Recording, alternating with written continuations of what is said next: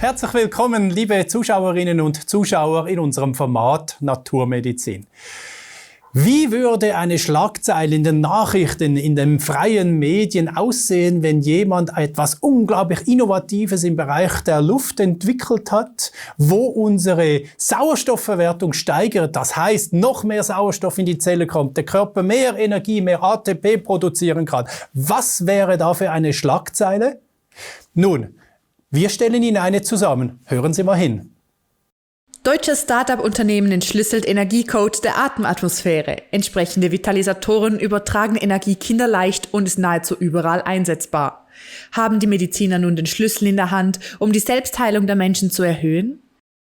Haben wir alle jetzt die Chance, die uns zur Verfügung stehende Energiemenge pro Tag dramatisch zu erhöhen? Fakt ist, dieses technische Innovationswunder aus Deutschland wird die Welt im Sturm erobern. Deutsche Handwerkskunst gepaart mit hohem Innovationsgeist. So, liebe Zuschauer, so würde eine solche Schlagzeile natürlich in den Medien aussehen, speziell heute. Und ich möchte Ihnen so sagen, mit dem Herrn, der diese Schlagzeile eigentlich verdient hätte, aber sie bis heute nie bekommen hat, das ist der Herr Guido Birter von Energy, und den möchte ich heute interviewen und ihn ganz herzlich bei Zoom zugeschaltet willkommen heißen. Hallo Guido. Hallo Alexander, ich grüße dich. Guten Tag. Ja, leider ist diese Schlagzeile so nie gekommen, obwohl eigentlich das mediale Interesse schon mal da war. Man hat versucht, kaputt zu machen, statt aufzuhorchen und zu sagen, wow, jetzt haben wir was bisher gefehlt hat, hat man eigentlich den Daumenzwinger reingesetzt und versucht, kaputt zu machen. Sie haben es aber nicht geschafft. Nein, bis jetzt nicht, nach 20 Jahren nicht. Auch damals im 6. oder im 7. Jahr, das war das verflixte 7. Jahr sozusagen, hat man da versucht, uns oder unsere Technologie durch den Kakao zu ziehen. Aber ich glaube, das hat eher was mit dem Bewusstsein der Menschen zu tun, weil Journalisten sind natürlich auch Menschen und Verlage sind auch Menschen, dass das Bewusstsein der Atemluft vielleicht noch gar nicht existent ist oder in dem Maß präsent ist, wie es präsent sein müsste, weil wir es ja vom ersten bis zum letzten Atemzug tun müssen und auch keine Alternative zu haben. Selbst wenn wir mal 2 Minuten nicht atmen, dann wäre es das eigentlich oder vielleicht 3 Minuten gewesen mit dem Leben. Das heißt, es ist gar kein Bewusstsein dafür da. Und ich glaube, wir haben eine Reserve, eine Energiereserve freigemacht, einen Urcode geknackt sozusagen, der einfach aus der vorhandenen Luft, ohne mehr Sauerstoff oder sonst was zu geben, ohne zu ionisieren und ohne Ozon, mehr Energie für den Körper bereitstellt. So, und da dachten wir natürlich, okay, da warten die Medien drauf, endlich keine Chemie mehr, endlich das nicht, sondern einfach nur Luft, die eher am ersten vergleichbar ist mit der gesunden Waldluft, die kennen wir alle. Also war es dann mehr oder weniger ein Waldluftgenerator. Aber damals haben wir versucht, das auch medizinisch in einem gewissen Maß das Vertrauen zu wecken. Und das wurde uns dann massiv letztlich um die Ohren gehauen. Und wir haben da auch durch den Kakao gezogen. Ich hatte es in einer anderen Sendung mal erwähnt. Selbst ZDF Viso hat das mal getan. Und dabei alle wissenschaftlichen Dinge, die wir erarbeitet haben, in höchstem Maße einfach ignoriert. Aber letztendlich gut so, denn Jahre später haben wir auch Wissenschaftspreise bekommen und. Also das hat man nicht geschafft und auf die große Schlagzeile warte ich noch, denn es geht ja letztendlich um die Leitmedien, wie man so schön sagt, oder die Mainstream-Medien, ich weiß gar nicht, wie man das formuliert. Aber Medien wie Quantisana TV oder die ganzen naturerkundlichen Magazine haben sich natürlich um unsere Interessen auch die Interessen der Technologie bemüht. Wir haben hunderte Fachveröffentlichungen von Professoren geschrieben, von Professor Jung, der hat 10 Jahre unseren wissenschaftlichen Beirat geleitet. So, aber das Problem ist, diese Medien haben natürlich wenig Aufmerksamkeit. Das ist ja unsere aller Herausforderung, die Aufmerksamkeit zu gewinnen. So, und da die Leitmedien, die nehmen das Thema nicht an. Die haben es schon mal mit Kleinigkeiten und entsprechende Budgets haben wir dafür bereitgestellt, dann ging das. Aber so mal richtig journalistisch, wie sich das früher gehört hat, der Sache auf den Zahn zu führen und Pro und Contra, das hat es leider nicht wirklich gegeben. Ich weiß, im Bereich der Luft hat man eigentlich die Sauerstoff herausgezogen, weil die kann man medizinisch wieder vermarkten, medizinisch anwenden. Man kann Sauerstoffflaschen bereit machen. Also hier kann man echt arbeiten damit. Darum hat sich das letztendlich auch verbreitet über die Luft selber. Ich glaube, die wenigsten Menschen wissen, was wirklich noch alles in der Luft drin ist, nebst dem Sauerstoff. Das ist schon bedeutend, dass wir überhaupt keine Ahnung haben. Also das verstehe ich auch nicht. Und trotzdem möchte ich noch die Brücke machen. In den letzten Jahren hat es ganz viele Studien gegeben. Du hast das Wort Wald erwähnt. Es gibt viele Studien jetzt über das Waldbaden, speziell aus dem asiatischen Raum, wo ganz klar bewiesen wird, dass man im Wald drin eine ganz andere Energie bekommt, eine ganz andere Luft bekommt, die dem Körper nachweislich gut tut. Gar keine Frage. Und da sind wir weit mehr mit Parametern ausgestattet als nur der Sauerstoffanteil, CO2. Das ist ja das nächste Thema. Wenn wir mal etwas mehr als ein Jahr, wir haben jetzt Januar 2021, wenn wir das Ganze mal ein Jahr zurückblicken, da hatten wir die Medien noch vor, bevor es mit Corona losging, CO2, dass man sogar sagte, wir dürfen das nicht mehr und das nicht mehr. Das wurde ja alles, selbst unser Ausatmen oder wenn Kühe atmen oder ausatmen, besonders ausatmen, dass das alles zu viel wäre. So. Übrigens interessant, was du gerade sagst, dieses Thema ist vom Tisch. Seit 12 Monaten lese ich nichts mehr. Genau, ja, aber wir haben den kleinen Ratgeber, der kleine Atmos, kann ich jedem nur ans Herz legen. Das ist einfach eine Informationsbroschüre mit Informationen, die wir einfach nicht haben. Beispielsweise, wie viel CO2 ist denn überhaupt in der Luft? Was ist viel, was ist wenig? Da sehen wir beispielsweise 0,04% CO2-Anteil nahezu weltweit. In der Luft. So. Aber dann sprechen wir auch über die relative Luftfeuchtigkeit, wo wir bei Energy sagen, das ist der Schlüssel. Denn der Sauerstoff alleine, der kann nicht wirklich was. Der muss in Verbindung mit den Wassermolekülen, mit dem Wasserdampf. Nur dann kann der arbeiten, denn dann wird der Sauerstoff bzw. die Wassermoleküle reaktiv. Also das ist unser Wirkmedium. Nur wenn man mit solchen Präparaten dann oder mit solchen Informationen als Erstentwickler rausgeht, dann wird man natürlich belächelt, dann wird man beschimpft und ich weiß nicht was alles. Aber 20 Jahre sind wir jetzt im Markt und da können wir nicht mehr sagen, da kann man behaupten, wir wären Lügner, aber wir haben einige Millionen Anwendungen realisieren können über unsere Kunden. Es sind mehr als 100.000 einzelne Katalysatoren von Energy in den Markt gekommen in mehr als 60 Länder. Und die Rückmeldungen sind zu 80-90% positiv. Punkt. Und Leute, die sagen, ich möchte nicht mehr darauf verzichten. Ja, das weiß ich doch, kenne ich doch auch schon, ja.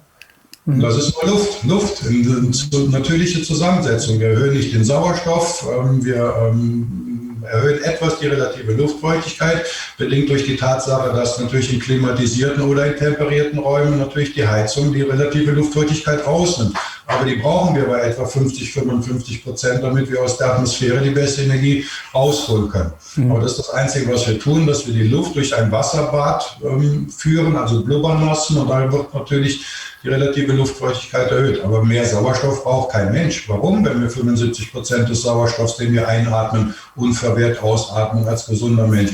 Mit zunehmendem Alter, bei Erkrankungen, Bewegungsmangel, schlechte Ernährung und insbesondere der zunehmende Elektrosmog, verliert der Körper oder die Zelle letztendlich noch mehr die Fähigkeit, den in der Luft vorhandenen Sauerstoff besser zu verwerten. Deswegen haben wir gesagt oder geguckt, wie macht die Natur das denn, dass der Sauerstoff in die Form kommt, dass der Körper sie am besten verwerten kann. Und so sind wir auf die Photosynthese aufmerksam geworden und haben dann mit allerlei Mitteln und Situationen dann es letztlich geschafft, dass wir eine Photosynthese technologisch nachstellen können und an jeden Platz der Welt bringen können in Form unserer kleinen, kompakten Atemgeräte. Du hast vorher eine Broschüre erwähnt, wo kann man die kostenfrei anfordern? Genau, die ist kostenfrei und das ist auch nicht sonderlich werbelastig, sondern da geht es ausschließlich darum, dass wirklich die Kinder, das, was wir da wissen, das müssen eigentlich unsere Kinder in der Schule lernen oder die Eltern den Kindern beibringen. Ich kann das gar nicht verstehen oder die Wissenschaftler, die uns im Rahmen von Energy betreuen und unterstützen, die können das alle nicht verstehen. Frag mal einige der Ärzte, mit denen du zu tun hast, was können die dir wirklich über Details aus der Atemluft sagen? Ich glaube, da im Rahmen des Studiums sind da 2-3 Stunden, die da investiert werden und das war's.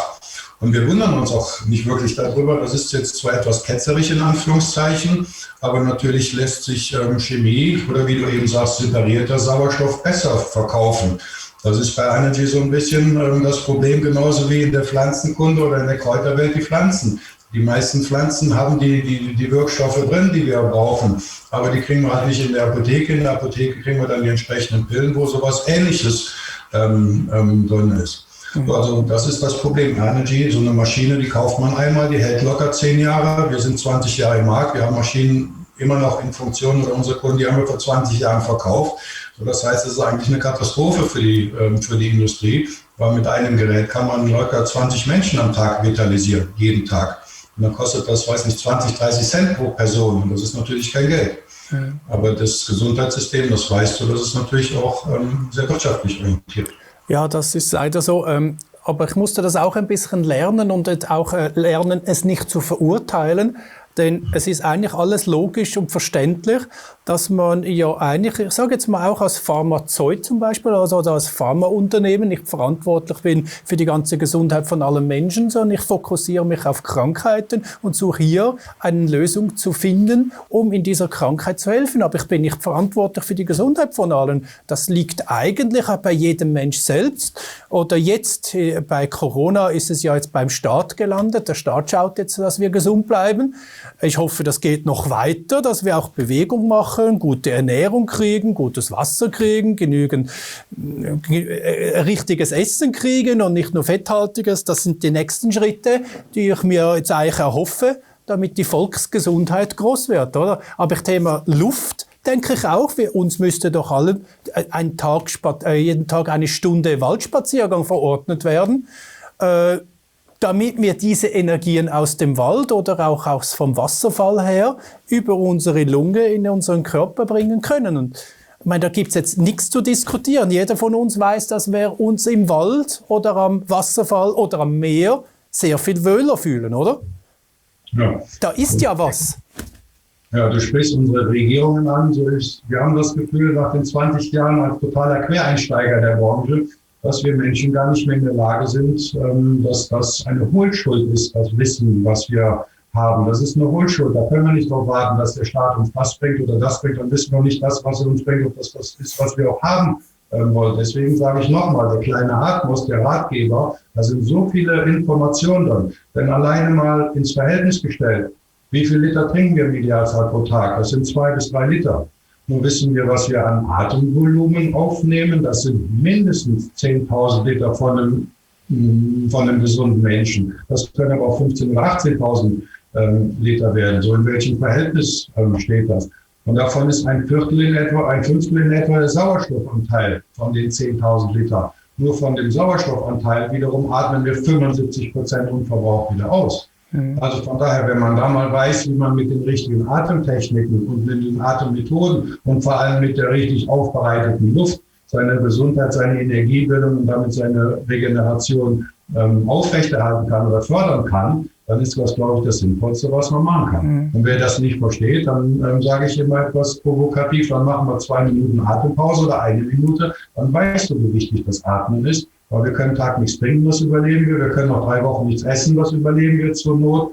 Aber 3-4 Minuten nicht geatmet, dann war es das für immer. Dann sterben die ersten Zellen und eigentlich das ganze Wesen und der ganze Organismus ein paar Sekunden später. Jetzt ganz kurz, lieber Guido, kannst du das Mikrofon ein bisschen näher schieben, dass ich dich besser verstehe? Irgendwie ist der Ton ein bisschen schlechter geworden und es ist ganz wichtig gewesen, was du sagst. Ich wiederhole das auch, liebe Zuschauerinnen und Zuschauer. Umgerechnet atmen wir so zwischen 7.000 bis 10.000 Liter Luft innerhalb von 24 Stunden auf.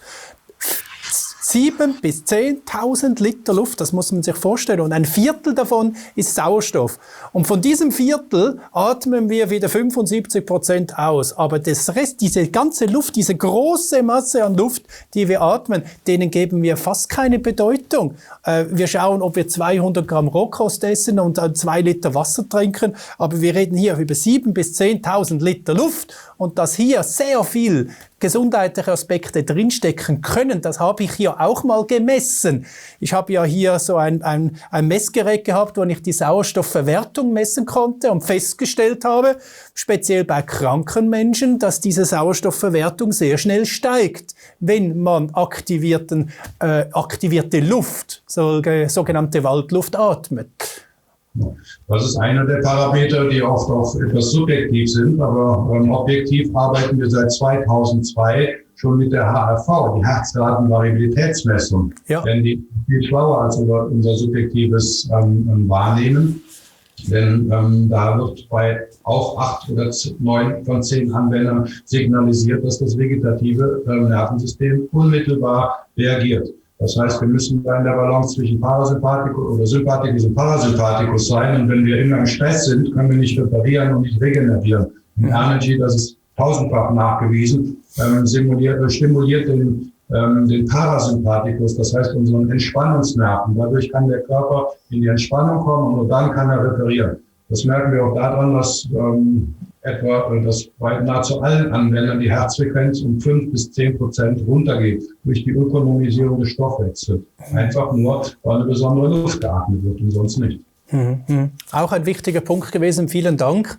Nochmals auch da, der Parasympathikus ist der Entspannungsmodus und viele Mediziner sagen mir auch immer wieder hier, wenn wir im Sympathikus drin sind, sind wir im Stressmodus. Da kann der Körper keinerlei Reparaturen vollziehen, sondern er fährt alles auf das Minimum runter, um wirklich die Leistung zu bringen. Und der Parasympathikus ist der Entspannungsmodus. Hier fangen die Reparaturprozesse an. Und du sagst gerade nachgewiesen, wenn man atmet, dann wird der Parasympathikus nach oben getrieben. Das heißt, ich komme in die Entspannung rein und jetzt kann der Körper seine Selbstheilungskräfte wieder den Dingen widmen, die gerade nötig sind.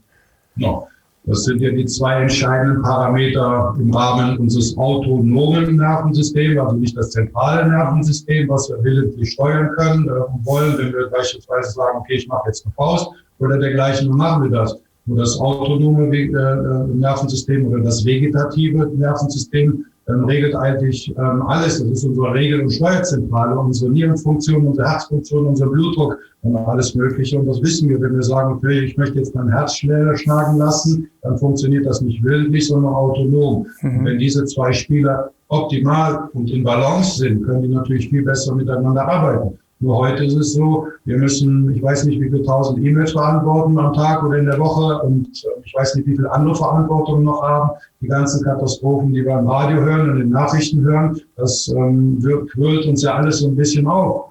Aber dann sind wir halt nicht in der Lage zu regenerieren. Das können wir nur nachts oder in der Entspannung. Da hilft der Energy dann im Prinzip ja auch, denn du weißt auch, in der Regel sind 8 oder 9 von 10 Anwendern, die nach wenigen Tagen oder wenigen Wochen der Anwendung schon noch einmal viel tiefer schlafen können. Wenn die tiefer schlafen, haben wir am nächsten Tag automatisch mehr Energie am Tag halt. Ja, ich kenne sogar Leute, die schlafen die ganze Nacht mit dem Gerät.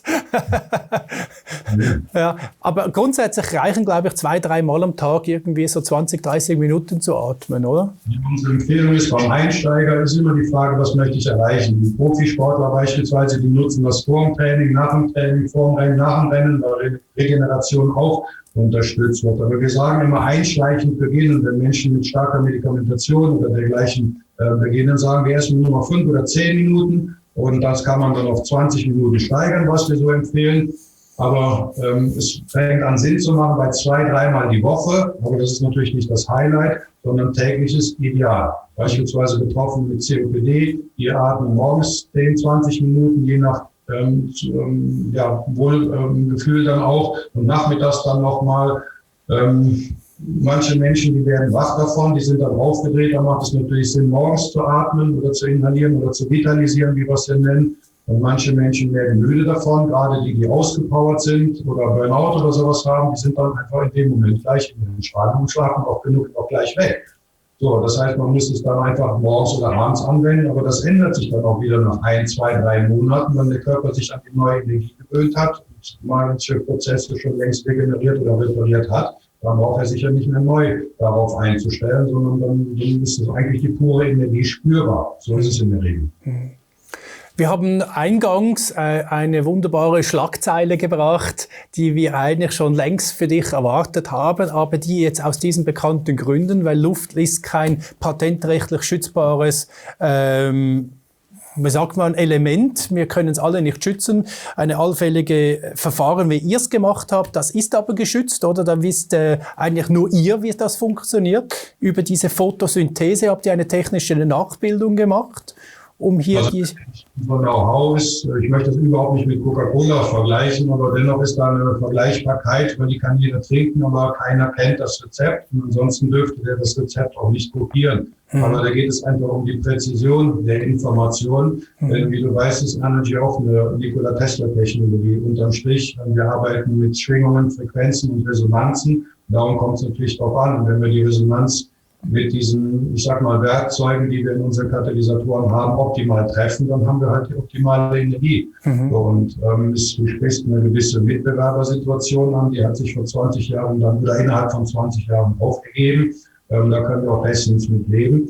Und da durfte man unser Patent einfach nicht berühren oder schon gar nicht verletzen. So, das ist unser Vorteil. Aber nach wie vor haben wir weit mehr als 90% Marktanteil. Wir sind der Vorreiter in allen Bereichen. Wir haben die ganze Wissenschaft vorbereitet. Und aber letztendlich ist es auch so, Alexander, der Markt ist so groß. Du weißt, dass wir jetzt mit einem Einsteigermodell kommen, denn wir möchten einfach viel, viel mehr Menschen erreichen. Und wir haben überwiegend die Profi-Geräte gehabt, oder mit Spiroial halt die Designgeräte. Aber jetzt im Februar, zum 21. Februar, stellen wir ein Gerät vor, das nennt sich LA, hat Abkürzung, steht für Little Atmos. Ach so. Das ist genau die englische Abkürzung für der kleine Atmos. Und das ist ein ganzes Konzept dahinter. Da gibt es das Video zu, da gibt es die Broschüre zu. Und weitere Überraschungen, die da kommen. Damit du mal eine Vorstellung hast, vielleicht magst du mal ein kleines Foto einblenden. Das ist nämlich nur noch 1/3 von den Geräten, die du kennst. Also das Professional Plus ist ja unser Klassiker. Und wir haben es geschafft, also die Größe um 2/3 zu reduzieren. Und das LA-Gerät, das entspricht dem Basis Plus, aber viel kompakter. Du wirst es lieben, glaube ich. Die Menschen haben es schon gesehen, weil es ist 1:1 einfach, also von der Design-Darstellung, aber einfach sagen wir 70% kleiner gemacht. Super, freut mich sehr, solche Sachen zu hören. Ich werde kein Foto einbilden, sonst wird das noch zur Werbesendung, was es ja definitiv nicht ist, weil wir hier wirklich über diese Geschichte von euch sprechen möchten und über die Bedeutung von Luft.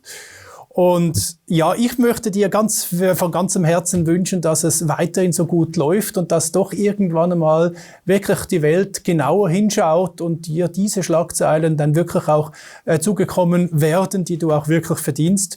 Vielleicht ist es irgendwann auch eine Übernahme einer großen Firma, die das dann in die ganze Welt hinaustragen möge.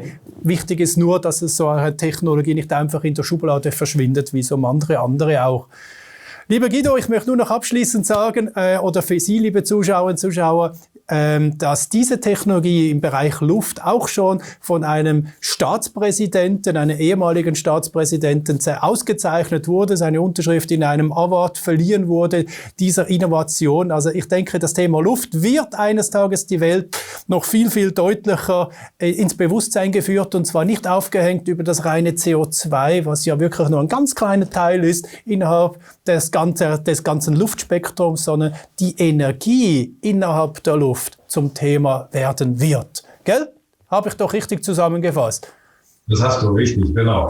Und ich glaube, es hat mal jemand gesagt, die Luft wird dann erst bedeutend, wenn sie sichtbar wird. Und ich glaube, so lange sollten wir nicht warten, sondern vielleicht der richtige Moment, dass sie auch fühlbar wird. Denn das ist Energy. Man kann die Luft auf einmal fühlen, aber nicht so, dass man ein- oder zweimal einatmet und dann ist man ein anderer Mensch. Wir sagen immer, Energy hat keinen Popeye-Effekt. Den kennen wir, den Spinatmatrosen, sondern man muss das einfach regelmäßig machen. Und da sind wir selbst in 20 Jahren überrascht worden, was damit alles möglich ist.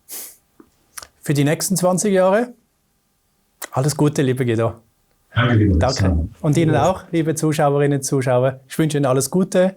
Bis ein anderes Mal und auf Wiedersehen miteinander.